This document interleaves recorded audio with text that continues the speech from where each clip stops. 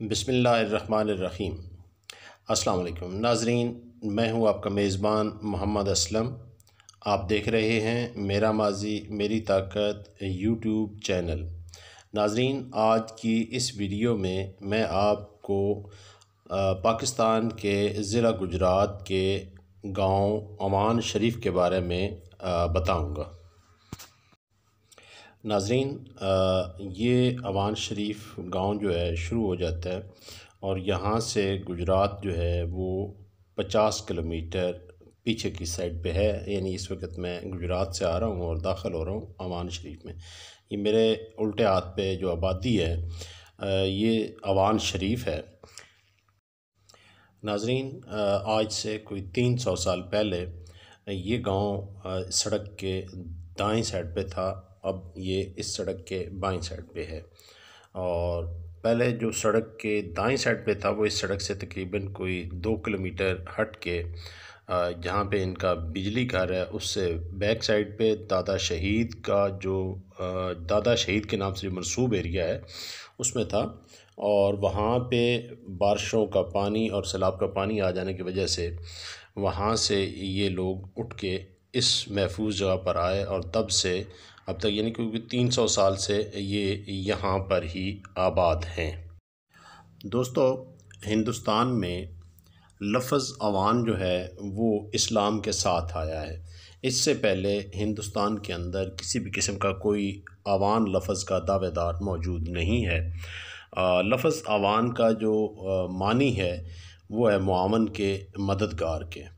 तो ये लोग जिहाद के सिलसिले में जब शुरू में यहाँ पे जिहाद हुआ तो उसमें जो मुआवनीन थे उनको अरबी ज़बान में अवान कहा जाता है। तो ये तब से अब तक यहाँ पर मौजूद हैं। दोस्तों, इस गांव में आने की बुनियादी वजह जो है वो हमारे बुज़ुर्ग सूफ़ी शायर बुल्ले शाह रहमतुल्लाह अलैह बने। बुल्ले शाह अपने कलाम में कहते हैं कि लोकी कहंदे साडी दाल नहीं गलदी पर असां ते इत्थे पत्थर गलदे वेखे। अब एक साइड पे बुल्ले शाह रहमतुल्लाह अलैह ये फरमाते हैं, तो उस साथ ही बुल्ले शाह रहमतुल्लाह अलैह अपने दूसरे एक शेर में फरमाते हैं कि पढ़ पढ़ किताबां काजी अखवाम में। बुल्ले शाह रहमतुल्लाह अलैह की ये दोनों बातें आपस में मुख्तलिफ हैं। तो मैंने जब सुना कि यहाँ इस गांव के अंदर माजी में कोई एक साहब हुए हैं जिनका नाम काजी सुल्तान महमूद है, मैं जनाब सैयद बुल्ले शाह साहब रहमतुल्लाह अलैह की इस बात का जो तनासब माकूस है वो देखने आया हूँ कि काजी साहब को तनकीद का निशाना बुल्ले शाह ने क्यों बनाया और ये काजी साहब क्या थे। नाज़रीन, इस गांव अवान शरीफ में से अगर काजी सुल्तान महमूद साहब को निकाल दिया जाए तो ये गलत ना होगा कि ये गांव कुछ नहीं है। और अगर ये कहा जाए कि मौजूदा अवान शरीफ के रूह रवां जो हैं काजी सुल्तान महमूद हैं तो ये गलत ना होगा। दोस्तों, ये हम सब जानते हैं कि सिखों के ज़माने से पहले जब भंगियों का ज़माना है तब से ऑफिशियली यहाँ पर काजी अपॉइंट करना ख़त्म कर दिया गया था, क्योंकि काजी सिर्फ मुसलमान हुक्मरान अपॉइंट करते थे, जिसे राजा रंजीत सिंह ने ख़त्म कर दिया था। राजा रंजीत सिंह हो या उसके बाद अंग्रेज़ों का ज़माना हो, तो अंग्रेज़ों ने तो टोटली अपना जस्टिस सिस्टम इंट्रोड्यूस करवाया। काजी को वो कहाँ पे रिस्टोर करते। तो सिखों से पहले जब यहाँ पे भंगियों की हुकूमत थी तब से यहाँ पे किसी किस्म का कोई भी ऑफिशियली काजी जो है वो अपॉइंट ना हुआ। अंग्रेज़ों ने भी इस चीज़ को बंद ही रखा। अब जब एक तरफ ये सिस्टम ऑफिशियली बंद हो चुका था और दूसरी तरफ एक ऐसे वक्त में जब यहाँ पे राजा रंजीत सिंह और सिखों के बाद अंग्रेज़ों की हुकूमत हो, तो उस ज़माने में एक अरूज हासिल करना और वो भी काजी की हैसियत से, तो ये एक बड़ी मुनफरिद ख़ासियत है।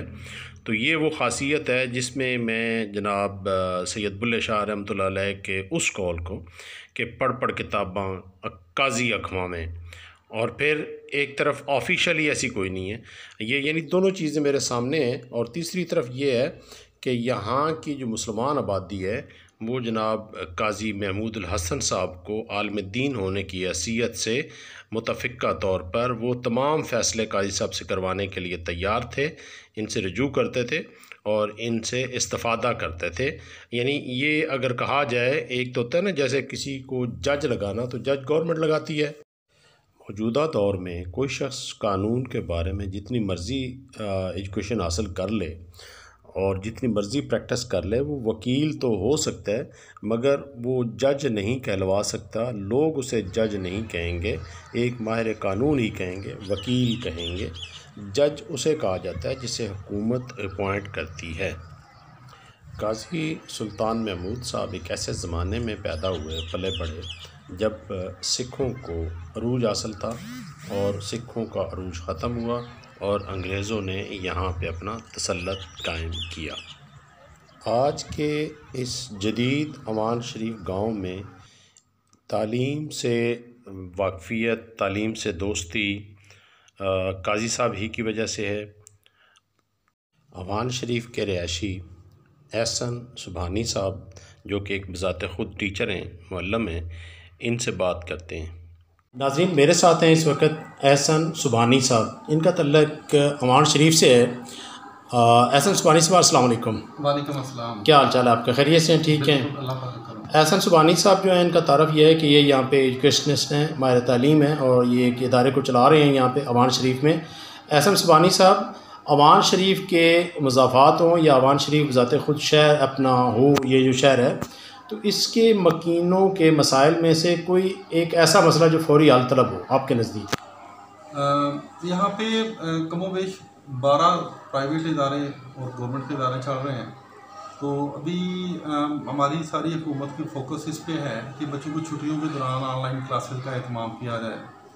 ये पिछले दिनों जब शुरू हुई है अनशेड्यूल्ड लोड शेडिंग, तो सबसे बड़ा मसला जो हमारे तलीमी इदारों और उनके साथ मुंसलिक बच्चों को आ रहा है कि जो ही बिजली ट्रिप होती है उसके साथ ही तमाम नेटवर्क बंद हो जाते हैं, राब्ते लोगों के टूट जाते हैं। पहले तो ऐसे था, लोग भागे थे PTCL से कि PTCL सर्विस प्रोवाइड नहीं सही करता। अब सारे लोग चूँकि मोबाइल कंपनी की तरफ राग़िब हुए हैं।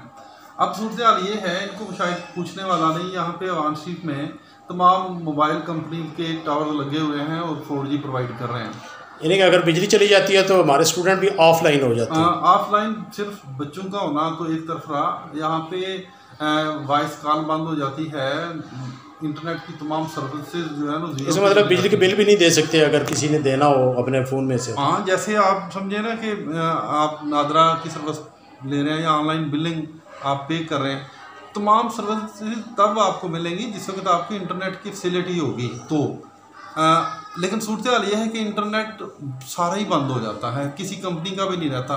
मैं जहाँ तक जानता हूँ कि शायद इन लोगों ने बैकअप के लिए बैटरियाँ तक नहीं रखी हुई, जनरेटर ये लोग नहीं चलाते कि जो ही जिस बिजली बंद होती है तो इनका सेटअप मुकम्मल ज़ीरो पे आ जाता है। यानी हमारी बिजली बाद में बंद होती है, इनका नेट पहले बंद हो जाता है। पहले बंद यानी, और जिस बिजली हमारी आ जाती है फिर इनके सर्किट देर से ऑन होते हैं, और इस दौरान जिस वक्त बिजली जितनी देर भी गई रहे, ये लोग इस पे ध्यान नहीं देते ना, तो इन्होंने बैकअप बैटरीज वगैरह भी नहीं रखी हुई और जनरेटर शायद ये चलाते ही नहीं है। शुक्रिया जनाब सुबहानी साहब।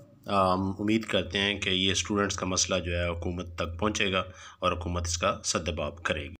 नाजरीन, अवान शरीफ जो है ये आपके सामने है, कभी आपको इत्तफाक हो यहाँ पे आने का तो ये गांव है और इसके अंदर बच्चों का और बच्चियों का सरकारी तौर पे दोनों हाई स्कूल्स हैं। बच्चों और बच्चियों के हाई स्कूल्स के अलावा यहाँ पे प्राइवेट स्कूल भी हैं। किसी भी गांव, किसी भी आबादी, किसी भी शहर के अंदर आम तौर पर ये होता है कि जी अपने बच्चे को उर्दू मीडियम पढ़ाना है, इंग्लिश मीडियम पढ़ाना है, दीनी तालीम दिलवानी है, दुनियावी तालीम दिलवानी है, टेक्निकल एजुकेशन दिलवानी है। बट यहाँ पे अवान शरीफ में एक और चीज़ भी है, वो ये है कि आपके बच्चे ने क्या कश्मीर मीडियम पढ़ना है या पाकिस्तान मीडियम पढ़ना है। अवान शरीफ में वालिदैन को ये सहूलत हासिल है कि अगर पाकिस्तान के स्कूल्स बंद हों, छुट्टियाँ हों, तो यहाँ पे कश्मीर के स्कूल्स जो हैं वो खुले होते हैं और बच्चे उनमें जा रहे होते हैं। ये चीज़ यहाँ पे इजाफ़ी है, बाकी जो शहर हैं पाकिस्तान के उनमें शायद ये चीज़ सहूलत ना हो। अब आप सबको इस गांव के कुछ बुज़ुर्गों से मुलाकात करवाते हैं ताकि इसके माजी को खरीदने की कोशिश करें। मेरे साथ इस वक्त हैं बाबा मोहम्मद आलम। बाबा मोहम्मद आलम जो हैं ये पैदा ही अवान शरीफ में हुए और अब इनकी उम्र है 90 साल। अस्सलाम वालेकुम बाबा जी। वालेकुम बाबा जी की हाल है तुहाडा? जी। अच्छा ये दसो कि पाकिस्तान जिस वक्त बनिया है उस वक्त इतने किन्ने हिंदू टुर के गए ने, या सिख सन या हिंदू सन? वेखे से हिंदू सन को मारिया शारिया नहीं सी? नहीं। इतों खिसक गए सन कश्मीर च? इतों कश्मीर की पहली किन्नी पिंड थे? थोड़ी। अच्छा उन्होंने इस चीज़ का फायदा चुकया, फटाफट बिस्तरे शिस्तरे चुके नस गए? बिस्तरे के चुकने बेचारे नहीं चुक के लै गए? लै कोई थोड़ा मुचेगा, सारा इतने ही सट गए। अच्छा तो उधरों फिर मुहाजर भी कोई आए सन? हाँ उधर मुहाजर बेबा आया। इस वक्त बाबा काला बाबा काला अस्सलाम वालेकुम, की हाल चाल है तुहाडा? अच्छा ये दसो कि किन्नी उम्र है तुहाडी हुण? 98 साल। 98 साल। तो जदों पाकिस्तान बनिया उदों किन्ने सौ? उस 30-32 साल का। 30-32 साल दे। ते सारी जिंदगी घर दा ही कीता है या कोई नौकरी शौकरी भी कीती? नहीं नौकरी कोई नहीं की, मजदूरी की। मजदूरी कीती है। अच्छा ये दसो कि 1965 च कोई बंब दे गोले शोले भी डिगे ने? 1965 की जंग इतने कोई बंब शंब भी डिगे ने? इस्लामाबाद उत्थे गोले पे आया, ਇੱਥੇ ਵੀ ਗੋਲੇ ਪਏ, ਸਾਡੇ ਵੀ ਇੱਥੇ ਵੀ ਪਏ। ये तुसी कित्थे सो उस वक्त जिस वक्त 1965? इस्लामाबाद काम एंटीरोम कंपनी। अच्छा अच्छा उत्थे काम करदा। ये तो फिर बाद 65 च इस्लामाबाद नहीं सी बनदा पिया सी जी। 1965 च इस्लामाबाद बनन लग पिया सी। अच्छा ये दसो कि इतों किन्ने हिंदुओं के घर गए ने हिंदुस्तान? हिंदुओं के घर? हाँ हिंदुओं के घर 1 2 3 4 5 7 के घर है। तो कोई तुहाडे बेली शेली भी है सन? हैं तुहाडे उन्हां दे कोई बेली शेली भी है सन हिंदुआं च? ਬੇਲੀ ਵੀ ਇਹ ਤੁਹਾਡੇ ਕੋਈ ਯਾਰ ਦੋਸਤ ਹਿੰਦੂ?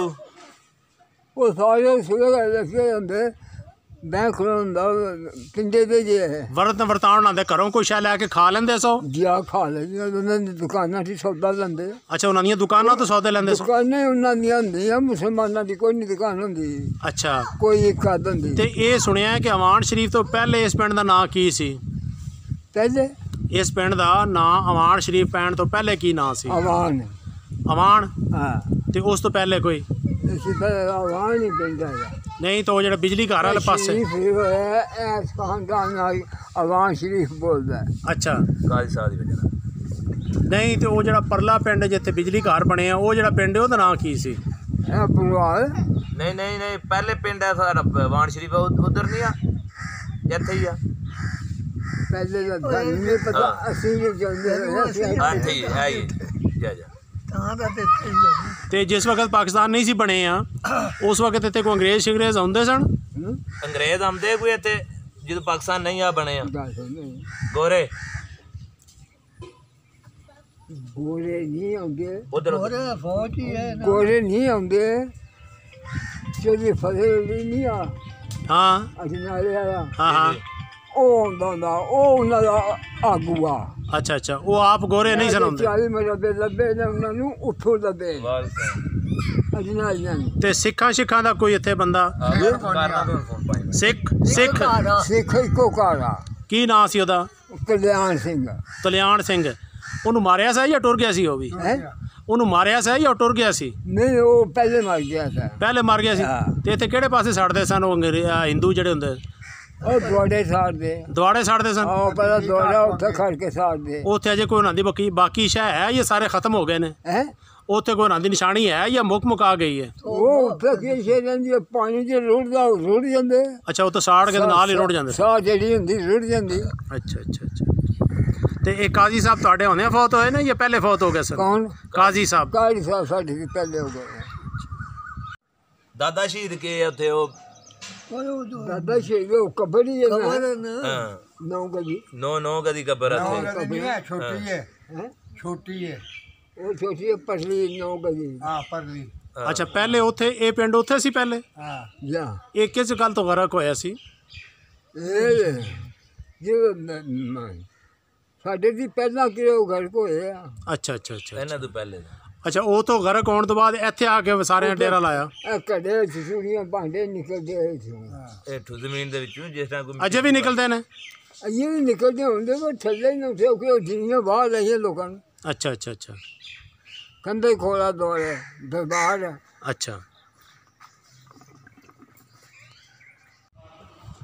नाजरीन अमान शरीफ गांव की कदीमी मस्जिद जिसे काजी महमूद साहब ने तामीर करवाया था और ये कभी वाहिद इबादतगाह थी इस अमान शरीफ की।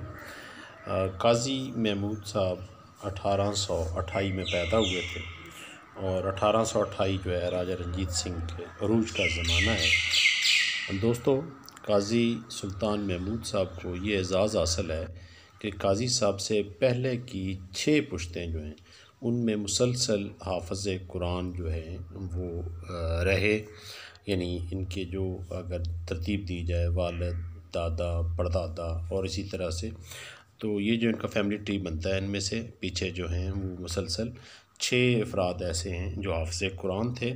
और अगर इसको इस तरतीब से देखा जाए तो ये एक रिएक्शन नज़र आता है इस बात का कि अगर उन 6 अफराद की उम्रों की तरतीब निकाली जाए तो उनमें से जो सबसे पहले बनते हैं वो बनते हैं अकबर के ज़माने में।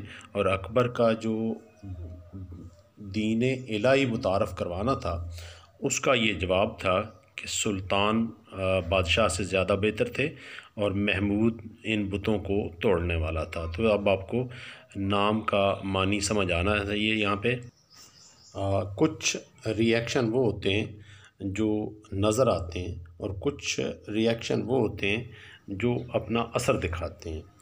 अब जब एक तरफ ज़िल्ले इलाही कहलाने वाला अकबर बरसरे इक़्तिदार हो तो बराह रास्त उससे टक्कर लेने के बजाय बेहतर ये समझा गया, इनके बुज़ुर्गों ने ये बेहतर समझा कि वो अपनी औलादों को पढ़ाएं और दीन की तालीम दें, कुरान पाक को इनमें मुंतकिल करें।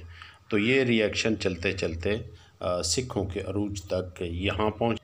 सिखों और अंग्रेज़ों के होते हुए सिख तो किसी किस्म के हमारे जो मामलात थे उनमें मुदाखलत सिवाय उनकी तरवीज और तरक्की के ऊपर पाबंदी लगाने के बाकी उनको नहीं छेड़ रहे थे। अंग्रेज़ों ने भी इस पॉलिसी को कंटिन्यू रखा लेकिन साथ साथ अपना जस्टिस सिस्टम जो है वो इंट्रोड्यूस करवाया। तो उस वक़्त लोग जो थे उन्होंने अपने जो मामलात थे मसाइल थे उनके हल के लिए मुतफ़िक़ा तौर पे इनके तालीम याफ्ता होने की बिना पर इनको अपना प्राइवेट काजी तस्लीम किया। दोस्तों हिंदुस्तान में बादशाहों ने बुत नहीं तोड़े, सुल्तानों ने बुत तोड़े हैं और सुल्तानों में महमूद भी शामिल है। इसी निस्बत से इनके वालिदैन ने इनका नाम जो है वो काजी, तो खैर बाद में ये जब तालीम याफ्ता हुए तब कहलवाए सुल्तान महमूद रखा। दोस्तों सुल्तान महमूद साहब ख़ुद तालीम याफ्ता थे और ये मियाँ मोहम्मद बख्श रहमतुल्लाह अलैह खड़ी शरीफ वालों के हम असर हैं, बल्कि मियाँ मोहम्मद बख्श रहमतुल्लाह अलैह इनकी वफ़ात से कोई 12 साल पहले फ़ौत हुए। दोस्तों जनाब सैयद बुल्ले शाह रहमतुल्लाह अलैह का वो जो कहना है कि पढ़ पढ़ किताबां काजी अक़वाम है, तो काजी साहब के इल्म में ये बात थी और काजी साहब ने ये किताबें जो हैं उनका ज़ख़ीरा यहाँ पे छोड़ा है आने वाली नस्लों के लिए, आने वाले इंसानों के लिए, ताकि वो भी इनसे इस्तिफ़ादा करें। जनाब काजी सुल्तान महमूद साहब की इस कदीमी मस्जिद के साथ ये एक बड़ी लाइब्रेरी है और लाइब्रेरी के अंदर जितने स्टूडेंट्स हैं वो इस लाइब्रेरी से इस्तिफ़ादा करते हैं। इस गांव के लोग जो हैं उनके लिए भी ये लाइब्रेरी आम है। ये बहुत बड़ा एक असासा है। काजी सुल्तान महमूद साहब चूँकि कैसे ज़माने में रहे जब मशीनें आ चुकी थी प्रिंटिंग के लिए और मशीनों की छपी किताबें मौजूद हैं, मगर इसी लाइब्रेरी के अंदर कलमी नुस्खे यानी हाथों से लिखी हुई किताबें भी मौजूद हैं। अपनी ज़ाती ज़िंदगी को बेहतर बनाने के लिए तालीम हासिल करना और तालीम से इस्तिफ़ादा करना और तालीम की बुनियाद पे मुख्तलिफ़ पे स्केल मुख्तलिफ़ प्रमोशंस लेना, ये तो आम सी बात है। मगर काज़ी साहब ने कोई सरकारी नौकरी नहीं की। जितनी किताबें वो इकट्ठी कर सके उन्होंने अपने स्टूडेंट्स के लिए, आने वाले इंसानों के लिए इकट्ठी की। और शायद यही वजह है कि आज इस गांव के लोग जो हैं वो काजी साहब का एहतराम करते हैं और दूर दराज इलाक़ों से अपने बच्चों को इनके कायम किए हुए मदरसे के अंदर तालीम हासिल करने के लिए भेजते हैं। यहाँ पर एक बात जो है वो बड़ी दिलचस्प है, और वो ये कि हम आम तौर पर जब रायवंड जाते काफ़िले देखते हैं, तो हम चूँकि पंजाब में रहते हैं तो मोस्टली वो काफ़िले जो हैं वो सूबा खैबर पख्तूनख्वा से हमें जाते नज़र आते हैं। तो हमारे ज़हन में एक ये बात बैठ चुकी है कि पठान जो हैं वो पीरों को तस्लीम नहीं करते या पीरों के लिए उनकी कोई ख़ास अहमियत नहीं है। मगर दिलचस्प बात यह है कि जनाब काजी सुल्तान महमूद रहमतुल्लाह अलैह के जो पीर हैं वो सैदो शरीफ में हैं। सैदो शरीफ सवात में है, और इसका मतलब ये हुआ कि ये पीरी मुरीदी जो है वो खैबर पख्तूनख्वा में भी है। जनाब काजी सुल्तान महमूद रहमतुल्लाह अलैह सैदो शरीफ के पीर हज़रत अख़ौन रहमतुल्लाह अलैह के ख़लीफ़ा थे, और यहाँ अवान शरीफ से सैदो शरीफ तक अपने पीर से मिलने के लिए पैदल सफ़र किया करते थे। नाज़रीन, अब इस इदारे से तालीम हासिल करने वाले एक तालिब इल्म से आपकी मुलाकात करवाता हूँ। इस वक्त मौजूद हूँ अवान शरीफ के मरकज़ी मस्जिद जो है उनका जो मदरसा है जामिया कादरिया सुल्तानिया में। मेरे साथ हैं जनाब हाफ़िज़ अब्दुल्ला साहब। हाफ़िज़ अब्दुल्ला साहब अपने इस स्टूडेंट लाइफ के आखिरी साल में आलिम दीन बन रहे हैं यहाँ पे। हाफ़िज़ साहब, मैं आपको खुशामदीद कहता हूँ। अस्सलाम वालेकुम। क्या हाल चाल है आपका? खैरियत से हैं? जी अल्लाह। हाफ़िज़ साहब, कुछ चीज़ें आपसे पूछनी हैं कि यहाँ पे इस जामिया कादरिया सुल्तानिया अवान शरीफ में पढ़ते हुए आपको कितना अरसा हो गया?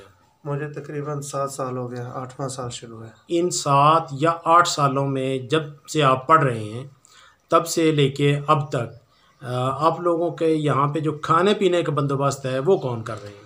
जी, जो हमारे पीरो मुर्शद हैं हज़रत अल्लामा साहिबज़ादा पीर काजी मोहम्मद महमूद कादरी अवानी सरपरस्त आला तहरीक लब्बैक या रसूलल्लाह पाकिस्तान, वो कर रहे हैं। अच्छा, इसके लिए यहाँ पे जो बच्चे हैं इस मदरसा के अंदर, इस जामिया के अंदर, इस दरस के अंदर, ये बच्चे सुबह दोपहर शाम लोगों के घरों से रोटियां मांगने के लिए तो नहीं जाते? जी बिल्कुल, हमारे इधर ये हमारे पास लांगरी भी मौजूद है, 2 लांगरी हमने रखे हुए हैं, वही बंदोबस्त करते हैं। अच्छा, नाश्ता बनाते हैं? हाँ जी, खाना बनाते हैं?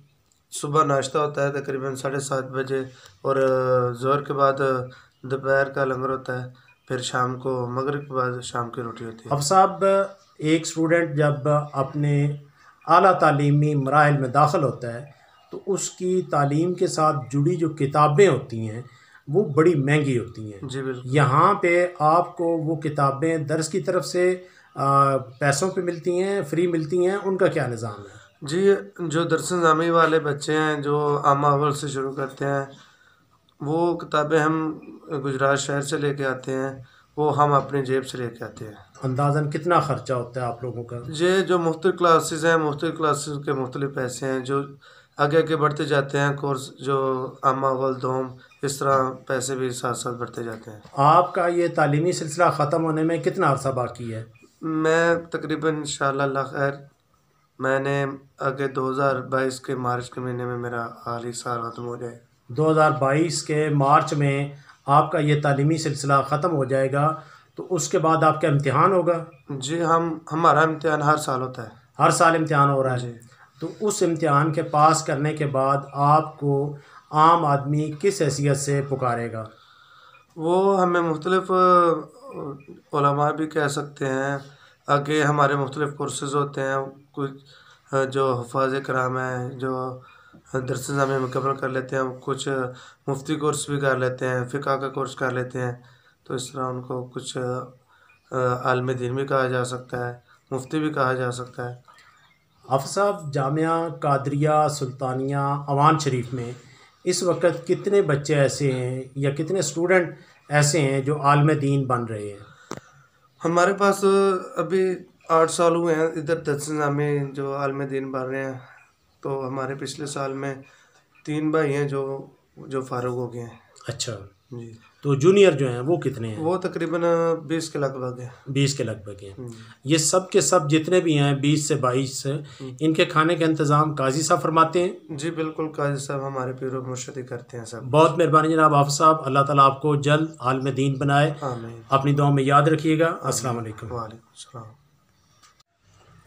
पीरों पर तनकीद करने वालों के लिए ये एक वाज़ेह मिसाल है कि कम अज़ कम वो कोई ऐसी लाइब्रेरी ही कायम कर दें, पीरों पर तनकीद करने की बजाय अमली इक़दाम करें। ये अमली कदम उठाए गए हैं जनाब काजी महमूद साहब की तरफ से, और काजी महमूद साहब को फ़ौत होए हुए भी आज से 101 साल या 2 साल पहले ये फ़ौत हो चुके हैं। और अगर इनके फ़ौत होने के 100 साल बाद इनके कायम किए गए मदरसा में अगर बच्चे तालीम हासिल कर रहे हैं तो मुझे उम्मीद है कि उनके लिए भी ये दुआ करते होंगे और इनकी दुआओं का असर उन तक पहुंचता होगा। नाज़रीन, आज की इस वीडियो में मैं आपसे इल्तमास करता हूं कि आप काजी सुल्तान महमूद साहब की साल रूह के लिए एक दफ़ा सूरह फातिहा और सूरत इखलास 3 दफ़ा पढ़ के उनके लिए दुआ फरमा दें। अल्लाह ताला उनकी मग़फ़िरत फरमाए, उनके दर्जात बुलंद करे। अपने मेज़बान मोहम्मद असलम को अवान शरीफ से इजाज़त दें। अल्लाह हाफ़िज़।